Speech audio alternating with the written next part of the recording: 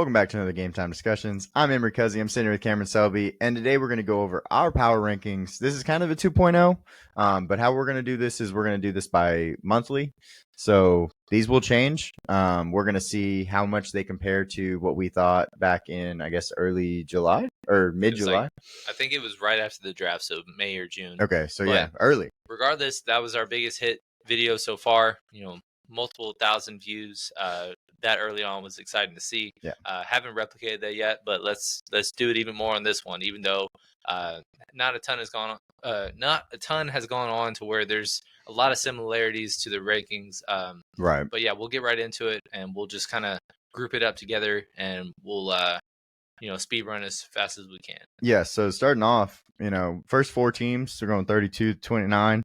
We are not happy with the Giants. All right. Like, they have lost 2 spots and the season hasn't started because they look terrible. And I don't mean, there's a lot of really fun stuff. Okay, Malik Neighbors this, Malik Neighbors that. Well, he can't get the ball. Daniel Jones cannot get this man the ball.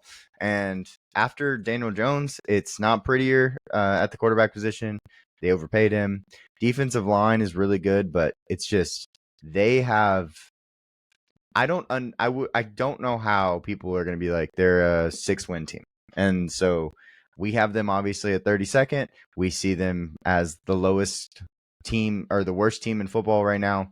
It's just they have so many bad things going for them. Yeah, I mean, we're kind of going to group them and the Patriots together because it doesn't really matter who you put at the bottom.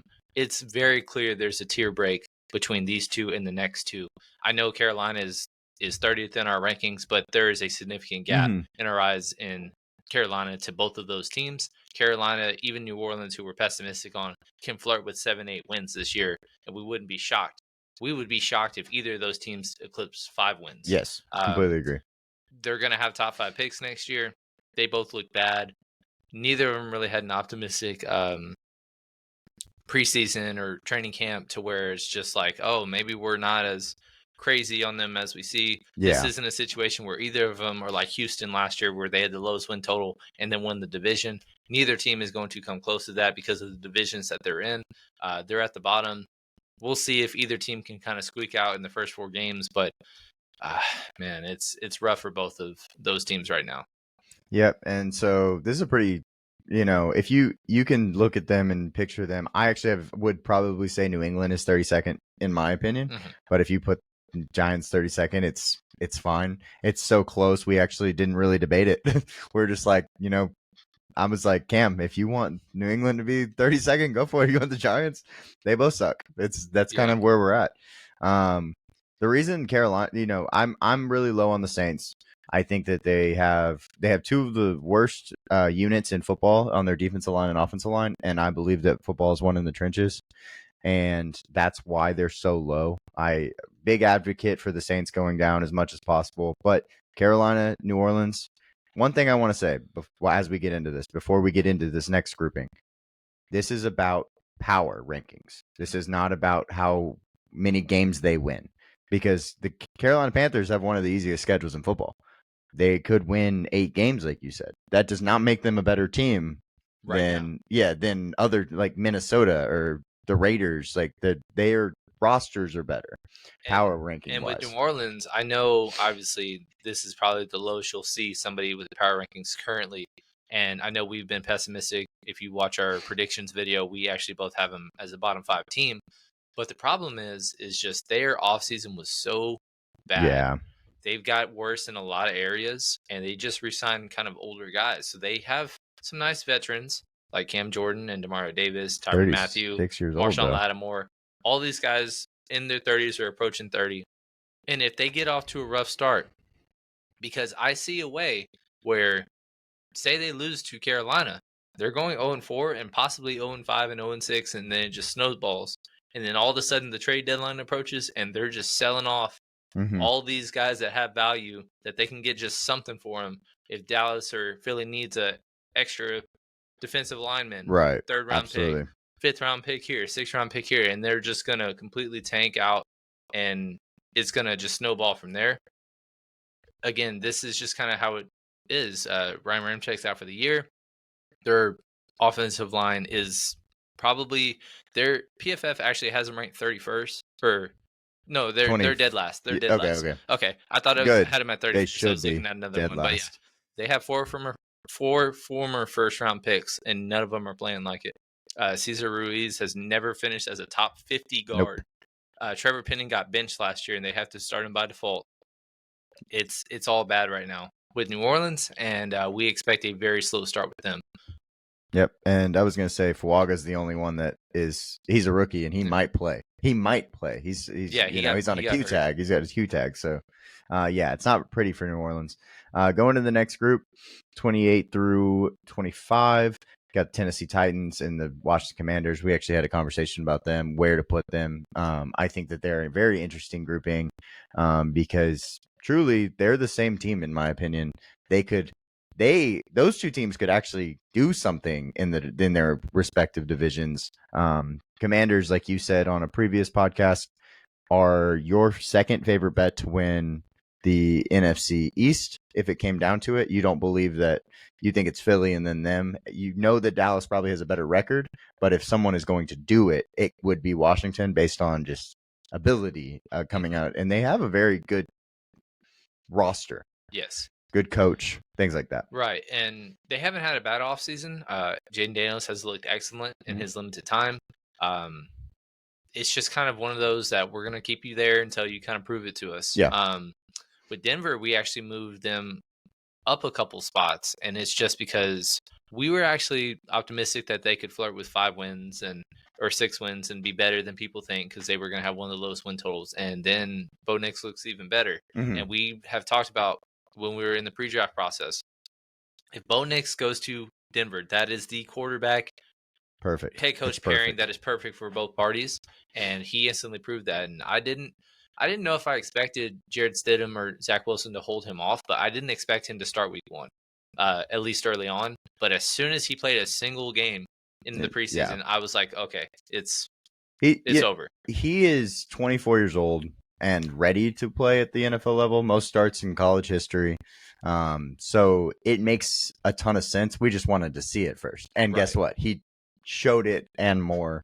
I had conversations. I actually think Bo Nix, we had Bo Nix as our 4th overall quarterback. It's above JJ McCarthy, above Michael Penix Jr. And that's because of the fact that he is ready to go right now. And he is now in the perfect offense where we actually mock drafted him every time except for our final mock because of the fact that Zach Wilson got picked up there. Mm-hmm. So, and then our a fellow AFC West rival, the Vegas Raiders, dropped 1 spot. It's mainly just because their quarterback situation is one of the worst in the sport. And also, no one really won the job. It's just one lost it more than the other. Yeah. And that's never really a positive thing going into a season, especially when you got to start off with 2 playoff caliber teams on the road. It's not going to get off to an ideal start. Their defense and their front, the opposite of New Orleans, where their front ends on both sides of the ball are top 10. Yes. However, you know, everything around it, like secondary has questions. Basically, the sexy positions all have questions. And the offensive side, it's more so just who's going to get it to these guys. Right. Devontae Adams, it's weird. It's really weird vibes right now because he's just been held out or Q tag. He's dropping in drafts. There was already, the tidbit of, him being over it in the receiver documentary on Netflix that he just was unhappy. Mm-hmm.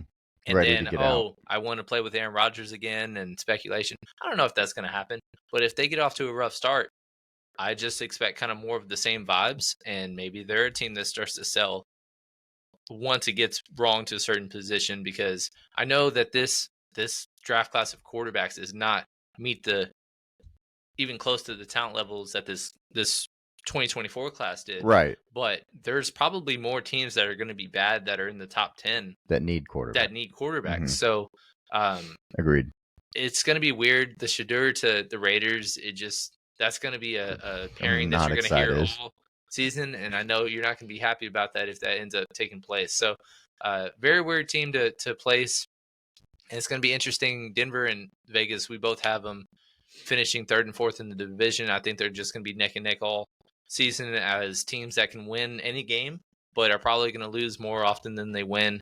in this year for very different reasons. Right. And what's funny is I think Shedeur would probably be the perfect fit for a Raider, which is gross. But it's more so the fact that we probably get him in the top 5, and that's what pisses me off, because I don't think he's a top 5 top 5 pick right now. No. He'd have to show it throughout the year. He did really well in this first game, though. Against North Dakota State. Yeah, great. Yes.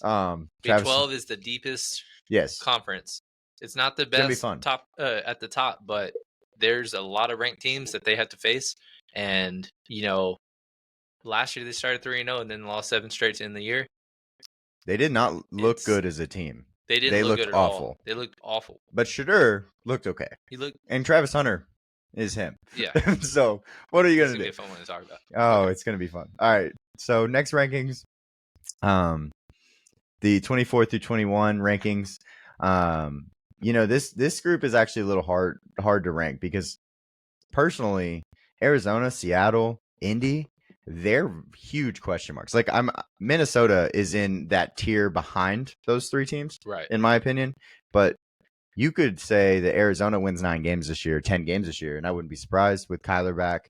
Seattle, same way. We have them going 7 and I think I have them both going 7-10.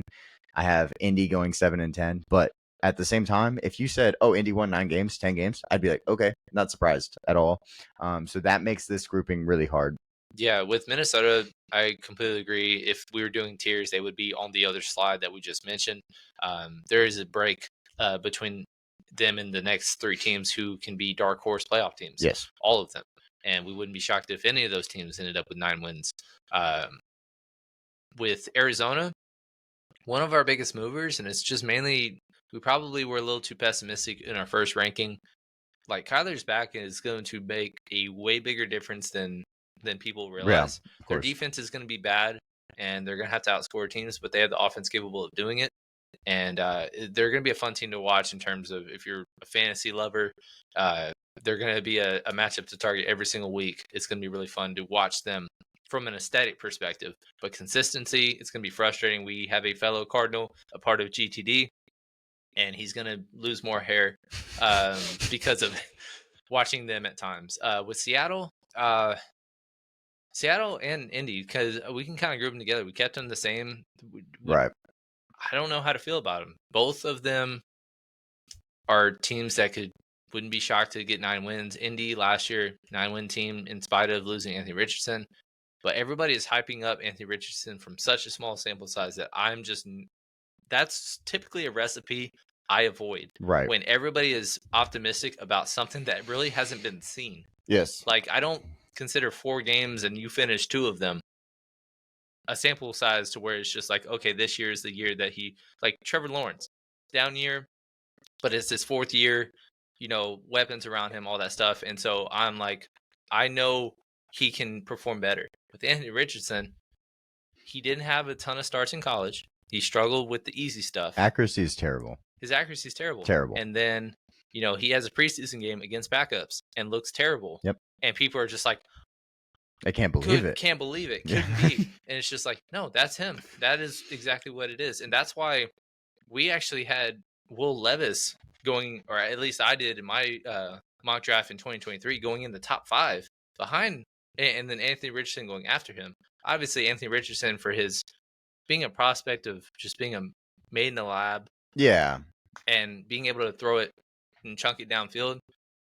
Awesome. And that's what kind of made Will Levis fall, in addition to Will Levis being a year older. Yes. But now it's like Will Levis looks better. Oh, yeah. And so even though Will Levis fell 30 spots past where I thought, I'm much more optimistic that Will Levis can outperform expectations than Anthony Richardson, who right now he's being drafted as a top 5 fantasy quarterback. If he's not in the top 5, it's like the sky is falling. And we don't even see him as, he's top 10. He's 10 for us, which seems more reasonable because of the risk. Like, that's the thing. There's a risk reward here. When you talked about, last year's draft with the quarterbacks, it's like, I saw it Bryce Young and CJ Stroud. And then there was a big difference between the next 2. Mm-hmm. And I thought they were just about even, because one had upside and one was a typical quarterback. And so I was like, honestly, it depends what you want between those 2.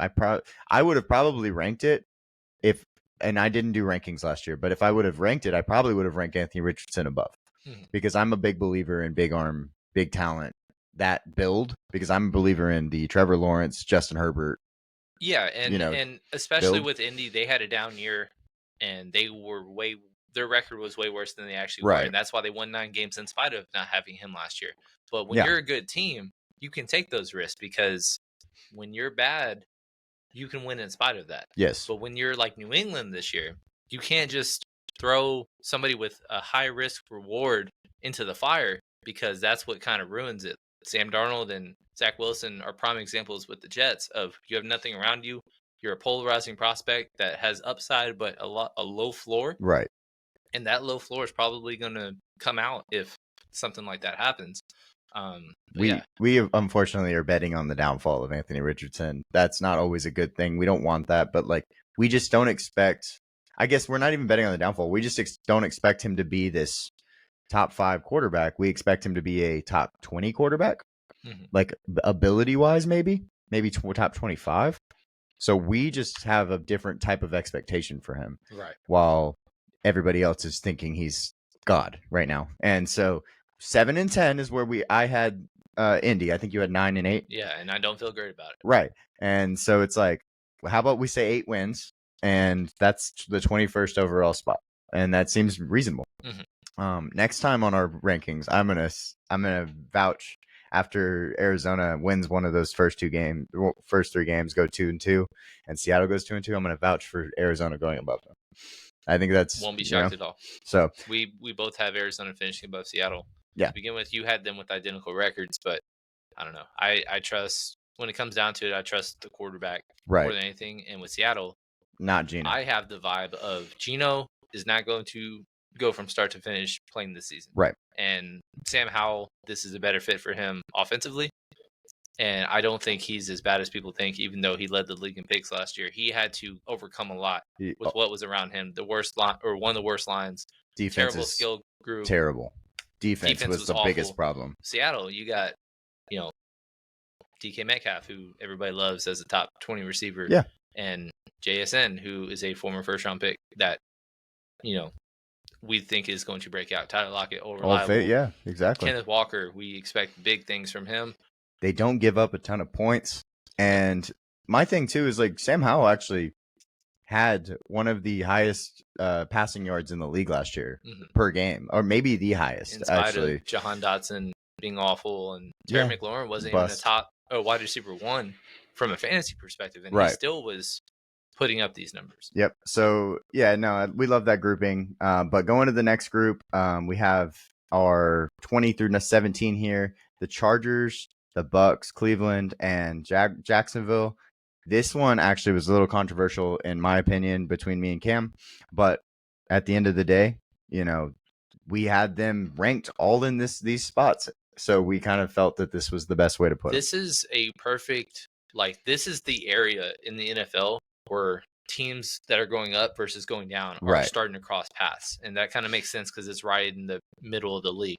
But the Chargers, obviously new coaching staff, new regime.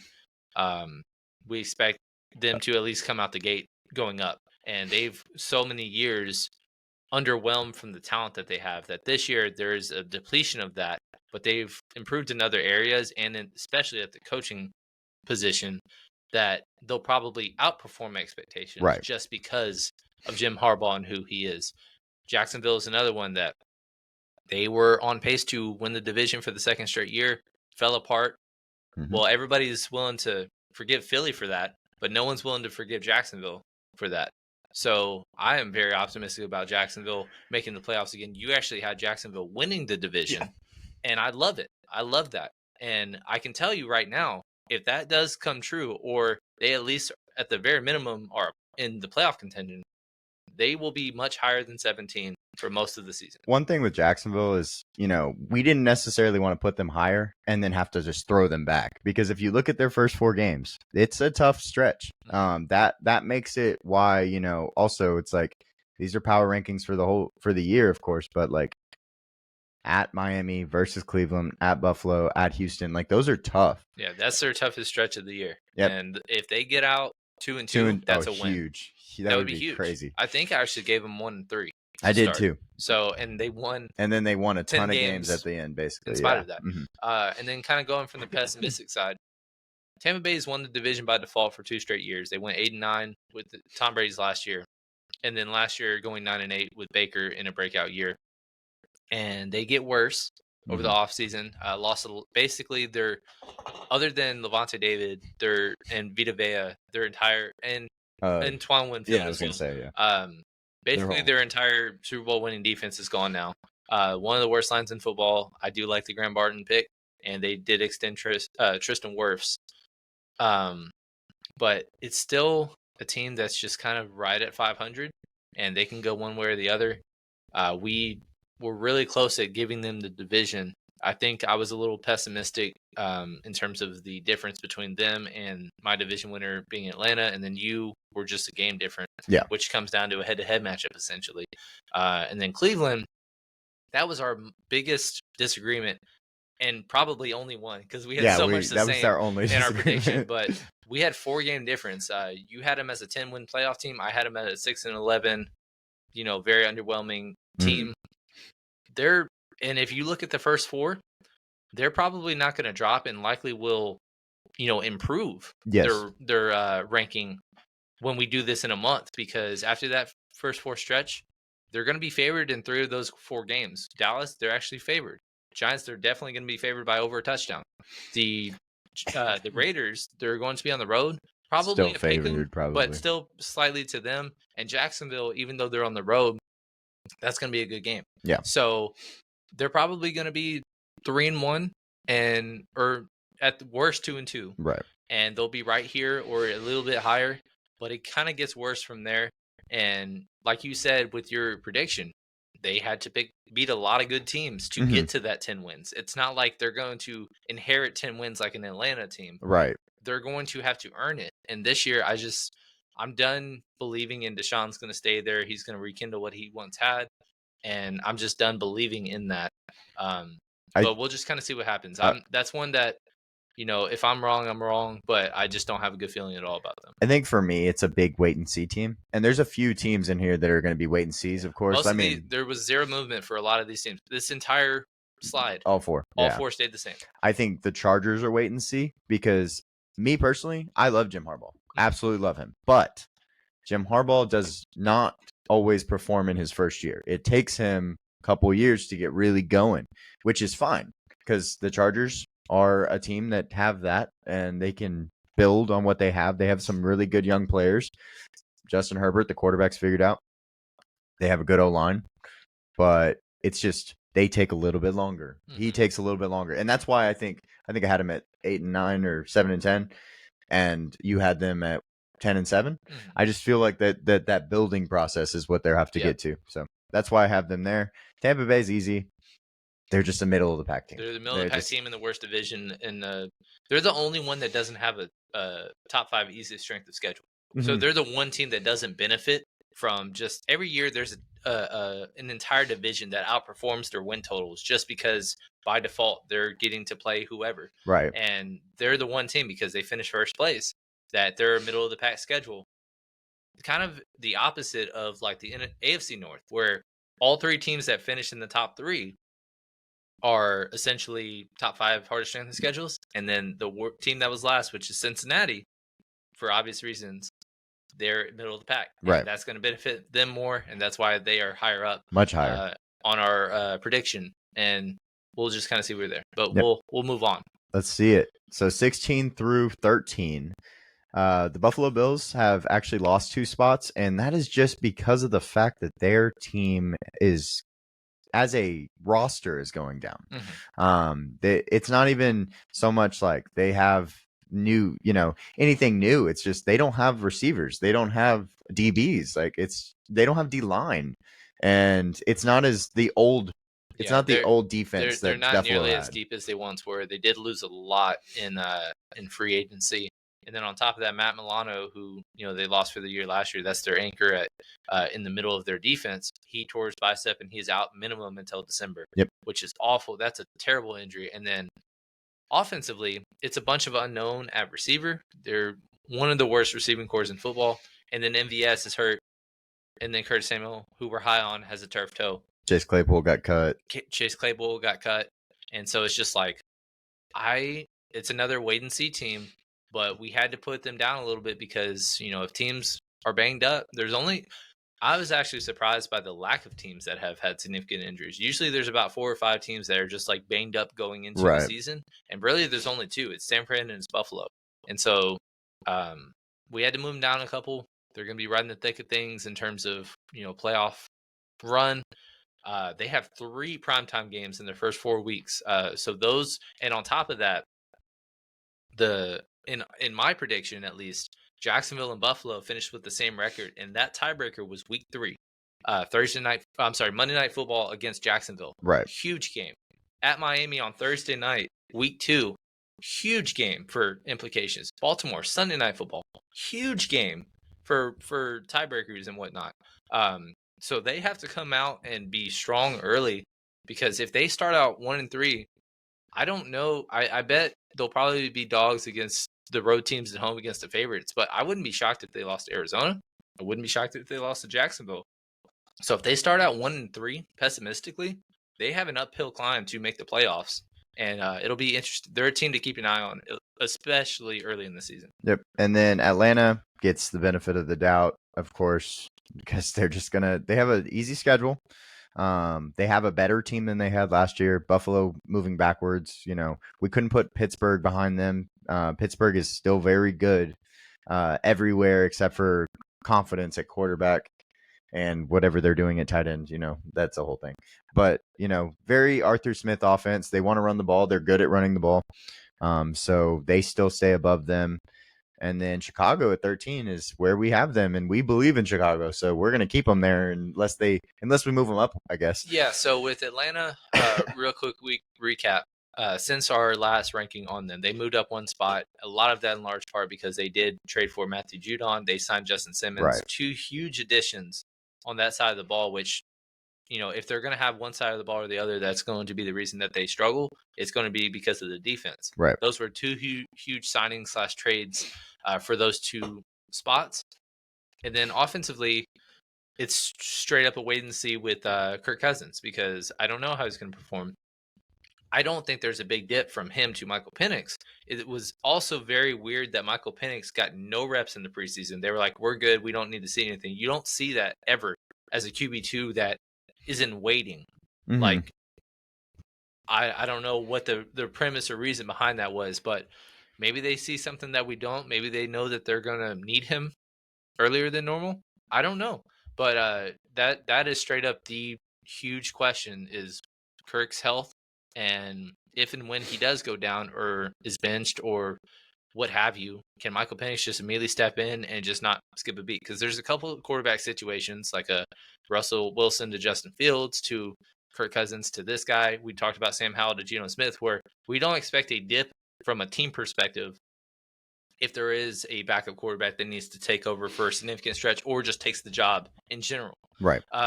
They're one of those teams, but I still need to see that. I can't just predict it and just assume that it's going to happen.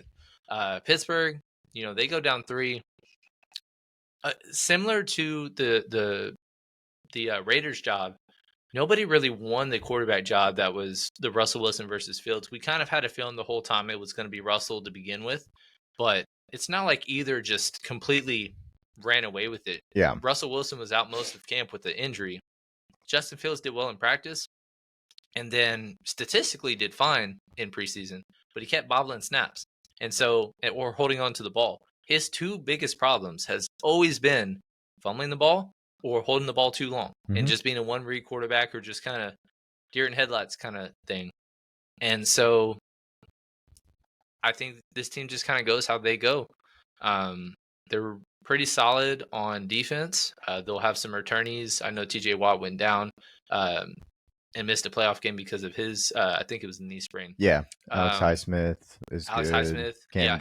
Cam Hayward. Yeah. Patrick Queen's back. Peyton Wilson was having a great preseason. Got He is injured. banged up now. Secondary is good again. They're going to have a top 10 defense. That's not a shocker. Their offensive line was one of the worst in football. They have really revamped it. They had 3 guys that we could even see having significant playing time. However, their left tackle went down, and or not left tackle, right tackle, Broderick. No. Their guard, Isaac Sumele. Yeah. Sumele. So he's their one like biggest vet. Yeah. And so that's going to be interesting to see how they can overcome that, because they're going to have to rely on these young guys to kind of overcome that. And then, everybody's least favorite fantasy head coach is now their OC in Arthur Smith. Want to see how that gels. Jalen Warren, basically game time decision. Week 1, he says he'll play. I never listen to players. I always listen to trends, and so that'll be a situation to watch next week. But yeah, that'll be interesting. And then Chicago, we were already higher than than any other team. No reason to place them any higher.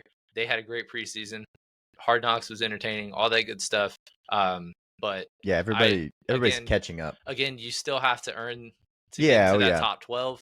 We both have them as playoff teams.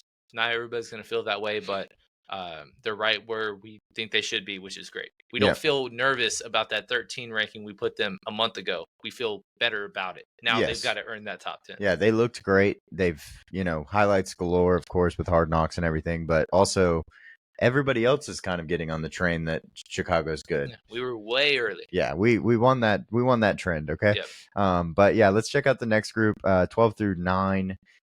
Dallas comes in at 12. It's a little nerve-wracking for 12 for sure. I felt nervous about it a month ago. I feel a little better now.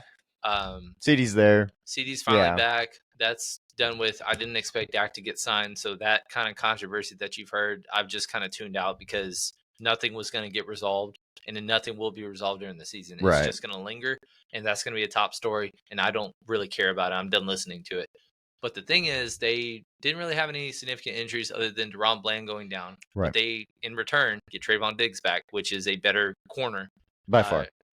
And so it was encouraging that he was cleared for camp before camp even started. Mm-hmm. So I don't expect any limitations, early in the season. Plus, his injury took place in the week going into week 3 last year. So it's been basically a full year.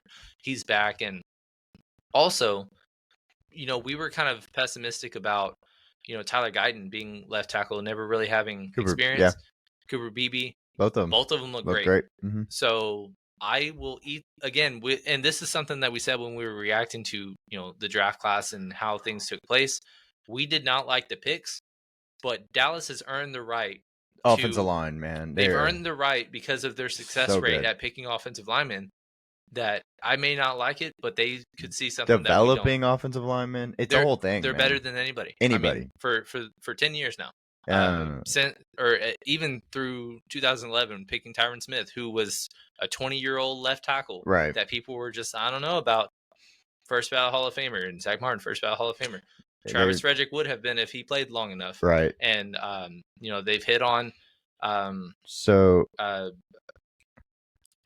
Smith. Tyler Smith, yeah. He was a guy that, they led the league in penalties, and I didn't like that they took somebody with penalties. Well, he still leads the league in penalties, but he's still that damn good. Yeah. So, again, I can live with being wrong, and there's certain teams that have earned the right in certain areas to just watch us, and then we'll be wrong if we're wrong, but our success rate is way better than our failure rate. Well, yeah, but if you go look at our rankings, I have the rankings up. I had to go check to be sure, but we had Tyler Guyton as the 6th overall offensive tackle. It was more so the fact of we didn't like the fit because he's played right tackle all his career and he's moving to left tackle. That's not a comfortable fit. Yeah, everybody was painting him as a left tackle. He played defensive tackle when he came into college and then moved to tight end and then to offensive tackle after he left TCU to go to Oklahoma. So it was more so the fact that they wanted him to play now and left tackle, and neither of us were comfortable with that. We thought that he could develop into a good player. I mean, he was still ranked overall ranked 30th on our board. He will be tested though early on. Oh yeah, Myles Garrett, arguably the best defensive end in football. Chase Young / Cam Jordan, two above average defensive ends. Baltimore has always had a good pass rush. You can just insert name, and their scheme just always works out for them. Right. And then the Giants now have a big pair or tandem of Kayvon Thibodeau and Brian Burns, who they traded for in the offseason. So he will be tested early and often. That'll be one of the interesting tidbits for Dallas to see early in the year. And if he struggles, then we could just be like, well, we saw it coming. Well, yeah, because he needs the time. But if he plays well, all the credit to the Dallas offensive line coaches. Absolutely. Him and Cooper Beebe, who is a fridge. We talked about it. Cooper Beebe was our second overall interior offensive lineman, and I thought could start early. And there you go. Like he might start early. I don't know. They're not. He's not starting right now though. But yeah, so looking at the other guys on this list, you got the Jets. I'm very high on the Jets. I think that, Cam thinks there's an aura around the Jets that's bad, which is fine.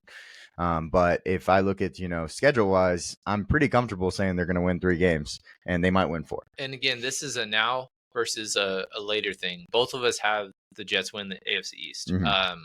And it's becoming a trendy pick. But early on, it doesn't matter what the aura is because they have just a cupcake of a schedule. They have the easiest strength of schedule in the first 5 weeks, other than San Fran on the road. But it's Monday Night Football, and San Fran's the most injured team in football. Yeah, they have their own issues. So they caught their own break. If there's going to be a time to play San Fran on the road, now's the time. Yeah. So if they start out 5-0, I'm not shocked whatsoever. Right. This is a late in the year. We'll just see how they trend because bad vibes won't really fix things as long as you keep winning. Right. But if you start losing, it really starts eating at stuff. So this has the making of a team that I'm very nervous about that could just collapse based on the talent they have around you. Like M brought up, they have the number 1 defensive line, number 1 linebacker core, and number 1 secondary. Number 1 across the board. Offensive line much improved. It's just a bunch of high-risk, injury-prone guys, whether it be Morgan Moses, Elijah Vera-Tucker, Tyron Smith that they brought in. Skill position-wise, it's straight up the Garrett Wilson and Breece Hall show. Both of them are first-round picks in fantasy for a reason. And then Aaron Rodgers, coming off Achilles, he's 40 years old. He just needs to be average for them to be a 10-win team. That's the thing. But with that, he also can't just be, I run this shit, because I don't think he is capable enough to be, or talented enough anymore to say, I run this shit and we're winning in spite of my drama. Like Antonio Brown in his Pittsburgh days when, man, you're a piece of shit, but we're winning and you're so good at what you do. You're so good at football. So until you're not good at what you do, we're just going to let it ride kind of thing. Yeah, that's why Green Bay took so long to move off of him for Jordan Love because, you're still the MVP. Damn it, you're good. What do we do here? And then talking about his former team, the Green Bay Miami, nothing really went wrong real quick with them. They look just fine. Yeah. Jalen Waddle's a little banged up right now. Tyreek Hill still a little banged up right now. I don't know what to make of that, but they're going to be a offensive guru team that you want to target in fantasy. 2 primetime games to start the year. I don't know why Tennessee and Miami keeps getting a Monday night game, but they do. I don't. I feel like Miami's too high. But I mean, they could be, but they're 3 home games out of the first 4, and their road games against Seattle, which if it wasn't for cross country, they'd probably be favored to win. So if they start out 4-0, I'm not shocked. But probably 2-2, 3-1 is realistic. But again, Buffalo game, that is the key game of week 2. And then going over to Green Bay, they haven't really done anything wrong. We put them 9, and I didn't know how to feel about it. That was my most nervous one. Yeah. But ironically, that's the team that we got called out for putting too low, even though we're basically the same spot as every other power ranking that you see. Right. I can actually, I have it up. But yeah, they started in Brazil against Philly. They're a dog in that game, and then they got home games against Indy and Minnesota that they'll probably be favored by 5 to 7 points in both, and then a road game against Tennessee. Yep. Tennessee's not great. Wouldn't be shocked if they lost that game, but they're going to be favored. They're going to start out strong. They have a rough stretch from the middle to the end, and we'll just kind of see. Both of us, in a differing opinion from consensus, left them out of the postseason. Yep. So if I have a team starting in the top 10 and missing the postseason, that's very contradictory.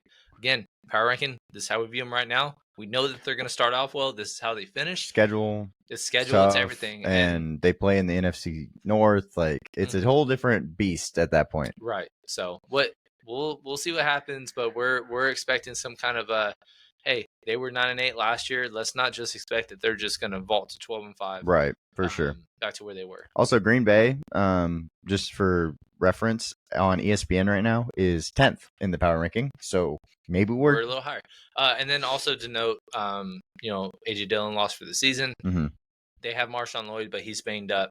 So it's really just the Josh Jacobs show early on. So just be expecting a heavy dosage of workload in the first 4 weeks for Mr. Jacobs. Yes, absolutely. And then 8 through 5, we have the Rams.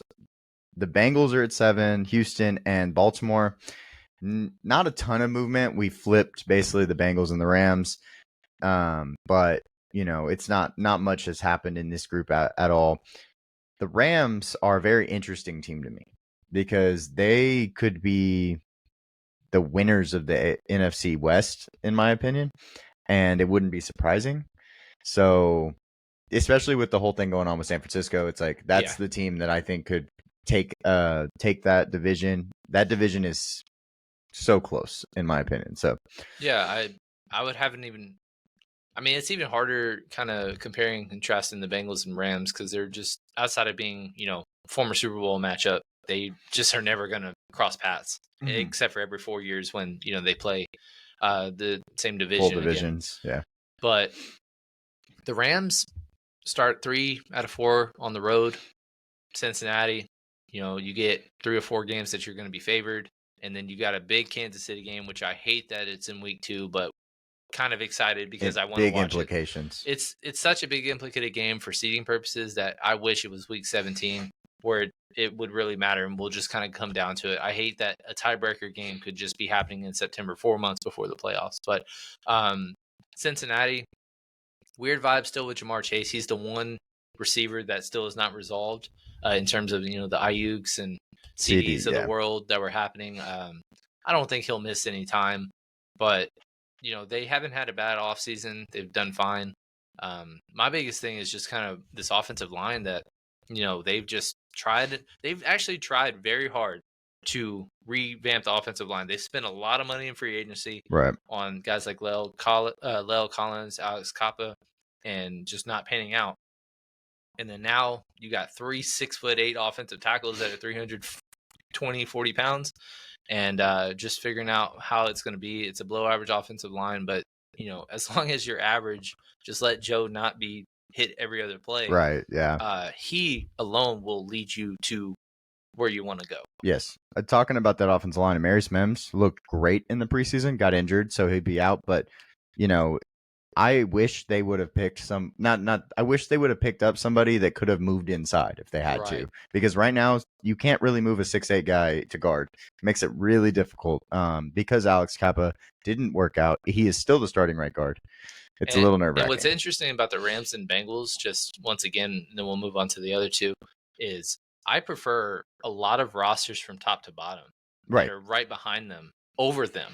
But there's just one particular thing, like the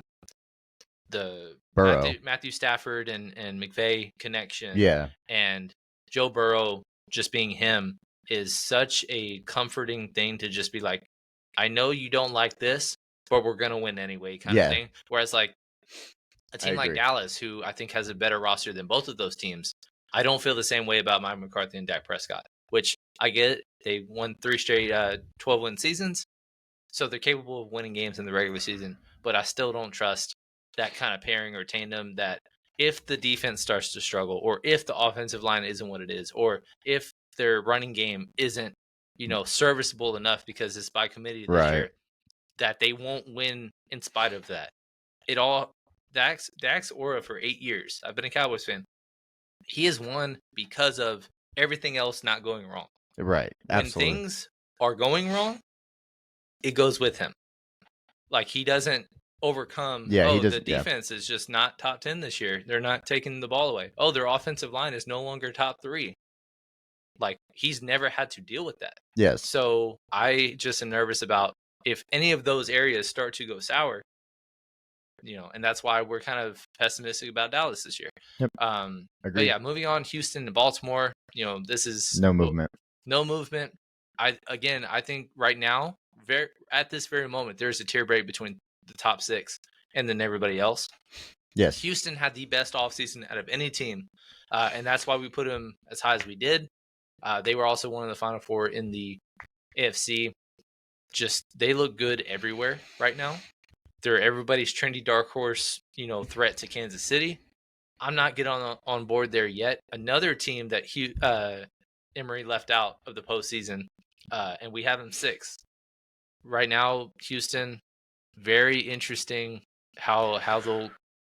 They're going to be a team that you want to tune in every week, which we haven't said for a few years for that franchise. So one big thing for me was, and I talked about this on our prediction show because I have Houston going 9-8 and Jacksonville winning the division and Houston missing the playoffs, is because they go from playing 3 playoff teams, and those 3 playoff teams are Pittsburgh, Tampa Bay, and someone else that was not very good out of the playoff team total, to playing 7, and they're all good.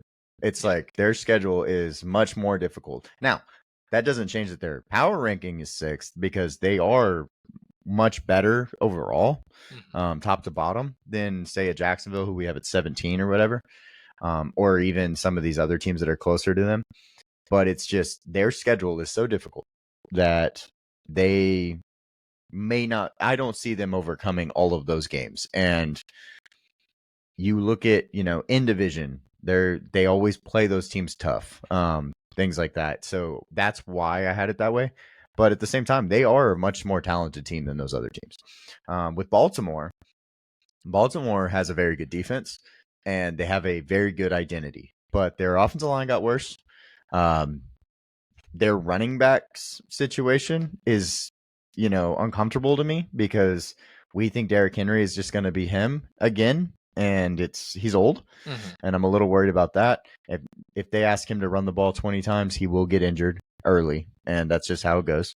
And then, if you look at their schedule, they have to play KC week 1. KC has to play Baltimore, then Cincinnati, week 1, week 2. That is tough, man. That is tough games. Their entire first 13 weeks, there's really only 2 wins you can just, or I guess 3, for that Baltimore, you can just pencil in, or put ink to pen paper. God damn it, I need to figure out that. And I keep on watching that, but yeah, they start out first 5 weeks. Notable opponents are Kansas City, Dallas, Buffalo, and Cincinnati, and then they have a break for a couple games, and then they've got at Cleveland, Cincinnati, at Pittsburgh, at Chargers, Philly. You got a couple home against Denver, home against Washington, home against the Raiders. That weird things happen, but all of those are games that I don't think it's a shoe-in, right, for any of those, even though they'll be favored probably by a touchdown in each game. So very interesting team to watch. Their win total, that is one keeping an eye on. I was actually surprised that they weren't the highest win total, because I was really excited to bet the under, and it's now just kind of like 10.5. Well, I thought is it 10.5? Mm-hmm. Okay, that makes sense. I thought it was going to be 11.5 or 12, but it is what it is. So moving on to our top 4, we had to drop San Fran. We argued, or not even argued, but we debated putting him lower, because there's just so. It's the hangover thing. It's the letting one slip. It's the injuries they're dealing with right now. Their entire running back room is in shambles. Trent Williams is holding out, even though Ayuk is back. He just got it done with 9 days before the season starts. It's not looking great, but their schedule, at least in the early portions, is easy enough for them to thrive in spite of it.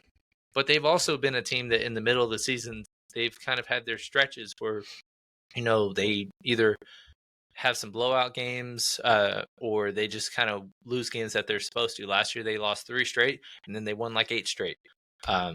It's a team to keep an eye on, but that week 1 Monday night game against the Jets is going to be a very, very entertaining one, even though it doesn't really have any implications for the playoffs. Yeah, so on Twitter, I saw that there's some, I can't find it right now, I'm sorry, but I wish I had it ready. But the splits for Purdy with versus without Trent Williams are massively different. They just don't have a good O-line right now. Like, that is just what it is. Like, their O-line is just not even. They're 24th ranked according to PFF, and that is including Trent Williams. That's including Trent Williams. Wow. So if you don't, because this one came out, I think, early June. But yeah, if you don't have Trent Williams, which I have serious reservations if I don't think he's that, even going to be ready week 1. I think this will hold out into the season, and if it does, they're going to have a rough game against that Jets front. They're 38. They're like the 30th ranked offensive line then. Easy, in my opinion. I mean, they're rivaling New Orleans is the only one that's they're rivaling New Orleans of being the worst line, and the Jets, in spite of the holdout / weird thing that's going on. What's his name? For the Jets, they just traded for Hassan Reddick. Hassan Reddick, thank you.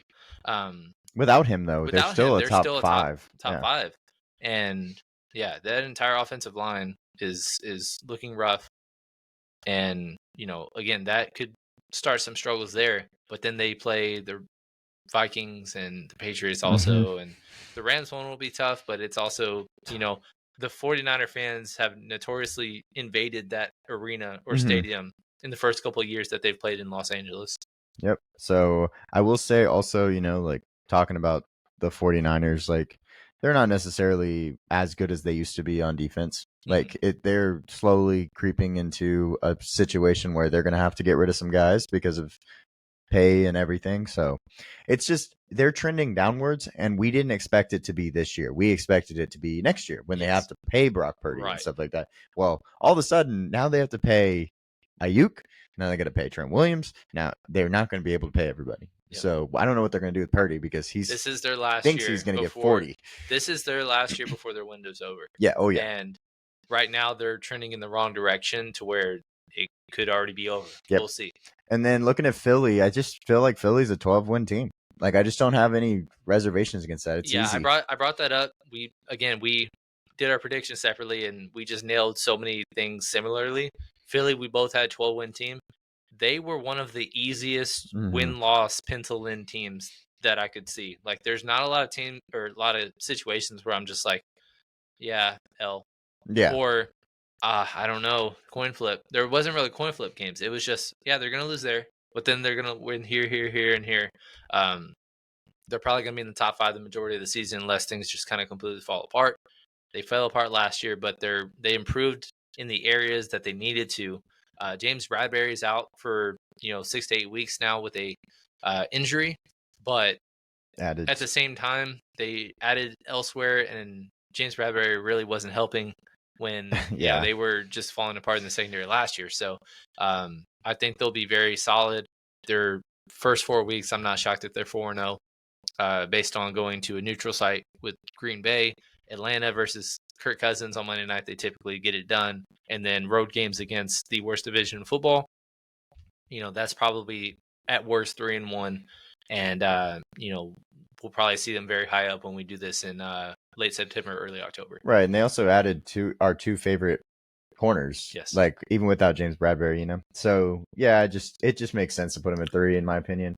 Our favorite roster top to bottom is the Detroit Lions, and they are at 2 for us. They moved up because of the 49ers moving back. They're just built great all the way around.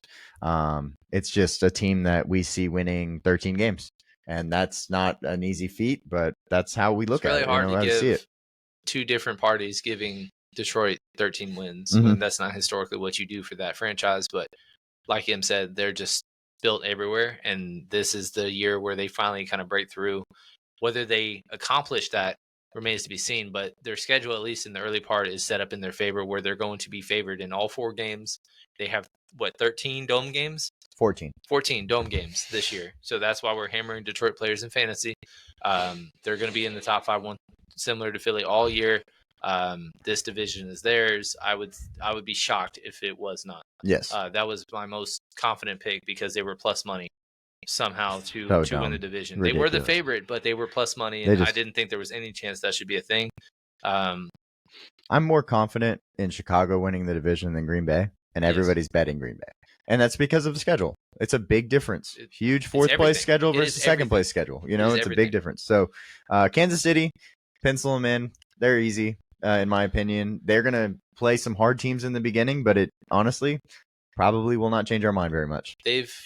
They've never, I don't know. They've done nothing to not earn this one spot, and they're going to have to go on a really rough stretch, which is capable. Look at they got to play Baltimore, who's the best team in the AFC last year from a record perspective. Cincinnati has always had their number, and then they're at Atlanta, which Tough. That's the more ideal situation for Atlanta to have an upset, and then at the Chargers, which we both gave them the L there. So the thing is, Andy Reid typically starts off hot in September, and this is a type of schedule where you start out underwhelming. And even in spite of that, they should still, easily be the be number thriving one. and be a top 2 seed in the AFC. And again, nobody's ever returned to the Super Bowl following 2 straight Super Bowl wins. We both predicted they'd be the first to do that. We both predicted them to win it all. Whether we're right or wrong remains to be seen. It's kind of one of those chalky things that are not chalky at all. Right. And even with, them being the Super Bowl favorites, when I'm looking at analysts make predictions, there's not a lot of people that are picking Kansas City to win everything, because they're going with because nobody's ever done it before, so I'm going to just go against them. Right. Well, I'll tell you what, Kansas City sometimes disappoints in the regular season, and they randomly get the 5 seed or the 4 seed or 3 seed, and then they just go on a run and win the whole thing. Last year they were underdogs in every single playoff game, and then that did not matter. I bet them all. Yeah, did not matter. I was right every single time, all 4 times. How do you bet against Patrick Mahomes?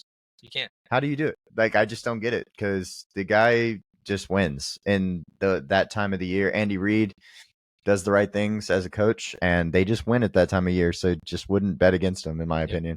But yeah, so that's our first power ranking for the season. If you watched our first power ranking prior, you got a pretty good look at what we thought a long time ago. Things have changed just a tad bit, but going into the season, we feel pretty confident in this power ranking. This is different than schedules. Right. This is different than predicting schedule records and stuff like that. This is who is the best teams in football based on roster, coaching, talent, everything. Yeah, we appreciate you guys tuning in.